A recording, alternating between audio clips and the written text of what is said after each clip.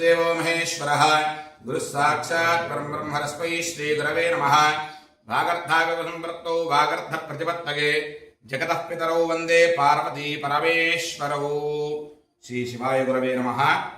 కార్తీక మాస మహాలింగార్చన ఈ పీఠం మీద మనం స్వామివారిని 365 శివలింగములతో మహాలింగార్చన కైలాస యంత్రప్రస్థాన స్థిత మహాలింగార్చన స్వామివారిని మహాలింగేశ్వరుని పీఠం మీద ఆవాహన చేసుకుని ఉన్నాం. మనం చిన్న చిన్న శివలింగములుగా ఇక్కడ 365 శివలింగములు మనం ఏర్పాటు చేసుకున్నాం. ఈ 365 శివలింగములు కూడా ఏదో పెట్టాలి కాబట్టి పెట్టినట్లుగా కాకుండా ఒక్కొక్క లింగంలో ఒక్కొక్క దేవతను మనం ఆవాహన చేసుకుంటూ ఉన్నాం. ఈ స్వామివారు మధ్యలో కనిపిస్తున్న స్వామివారి దగ్గరికి వెళ్ళి మనం అభిషేకం చేసుకోవాలి అంటే ఏకాదశావరణ పూజ అని ఉంటుందంటే 11 దేవతల్ని 10 మంది దేవతలను దాటుకొని 11వ దేవతగా ఈశ్వరుడికి మనం అభిషేకం చేసుకోవాలి. ఆ 10 మంది దేవతలు కూడా ఈ చుట్టూతా కైలాసయంత్ర ప్రస్థానంలో మనకి స్వామివారి రూపంలో లింగ రూపంలో అక్కడ ఉంటూ ఉంటారన్నమాట. మనం చూసినట్లయితే ప్రధానంగా ఇక్కడ ఒక 4 లింగములు కనిపిస్తున్నాయి. అందుట్లో మొదటి లింగం ఏదైతే ఉందో 8 దిక్కులా కూడా ఉంటారు.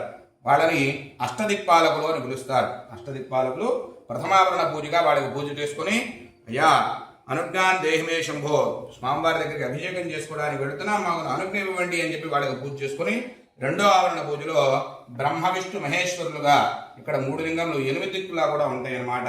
ఆ 8 దిక్కులా ఉన్నటువంటి బ్రహ్మ విష్ణు మహేశ్వరులు త్రిమూర్తుల్ని వాళ్ళకి పూజ చేసుకొని ఆ తర్వాత తాండవేశ్వరులు 3వ ఆవరణ పూజగా తాండవేశ్వరులు స్వామివారి చుట్టూతా స్వామివారి గణము 108 లింగములు స్వామివారి చుట్టూతా ద్వారం లాగా ఉంటారన్నమాట. ఆ 3వ ఆవరణలో ఆ దేవతలకు పూజ చేసుకుని 4వ ఆవరణ పూజగా అష్టగణపతులు 8 లింగములు 8 దిక్కుల్లా కూడా ద్వారం వైపు లోపల వైపుకు ఉంటారు అష్టగణపతులు. ఆ అష్టగణపతులు 4వ ఆవరణ పూజగా 5వ ఆవరణ పూజ ఈ భవాని అష్టమూర్తులు ఎట్లా అయితే గణపతులు ఉంటారో అట్లానే బయట వైపుకి అష్టమూర్తులు ఉంటారన్నమాట. ఆ 8 దిక్కులా కూడా 8 లింగములు చొప్పున 8 అష్టమూర్తులు అయిన తర్వాత 6వ ఆవరణ అర్చన ఏకాదశ రుద్రులు స్వామివారే ఏకాదశ రుద్రులుగా ఇక్కడ 11 లింగములు ఇక్కడ ఆవాహన ఉంటుంది. ఆ తర్వాత 7వ ఆవరణ అర్చన సత్యోజాతాది పంచబ్రహ్మలు సత్యోజాత వామదేవ అఘోర తత్పురుష ఈశాన లింగములుగా 5 లింగములు చొప్పున 5 దిక్కున్నా కూడా ఉంటారన్నమాట. వీళ్ళు సత్యోజాతాది పంచబ్రహ్మలు. ఆ తర్వాత 8వ ఆవరణ అర్చన షట్తారకులు 6 లింగములు అక్కడ కనిపిస్తున్నాయి. ఓం నమ శివాయ అనేటువంటి ఓం నమ శివాయ ఒక్కొక్క అక్షరం ఒక్కొక్క తారగా ఒక్కొక్క నక్షత్రముగా భావన చేస్తూ ఓం నమ శివాయ అనేటువంటి తారక మంత్రం అక్కడ ఆవాహన చేయడం జరుగుతుంది. ఆ తర్వాత 9వ ఆవరణ అర్చన దక్షిణామూర్తి స్వామివారు ఇక్కడ దక్షిణం వైపున దక్షిణామూర్తి స్వామివారు ఆవాహన ఉంటారు. ఆ తర్వాత 10వ ఆవరణ అర్చనగా స్వామివారి లింగం మనం తీసుకున్నట్లయితే ఈ పైన ఉండేటువంటి లింగం మాత్రమే శివుడు అన్నమాట.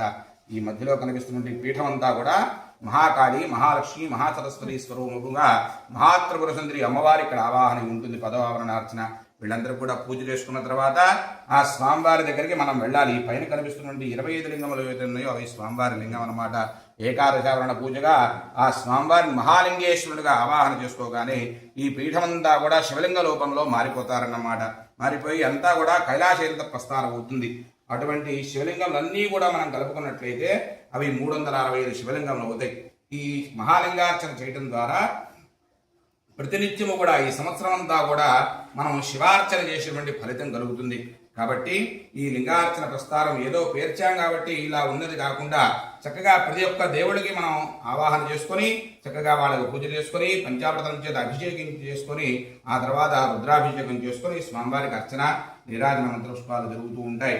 కాబట్టి అందరూ కూడా స్వామివారి చక్కగా నమస్కారం చేసుకొని అభిషేకంలో పాల్గొని స్వామివారి అనుగ్రహానికి పాత్రలవుతారని కోరుతూ ఉన్నాం. స్వస్తి.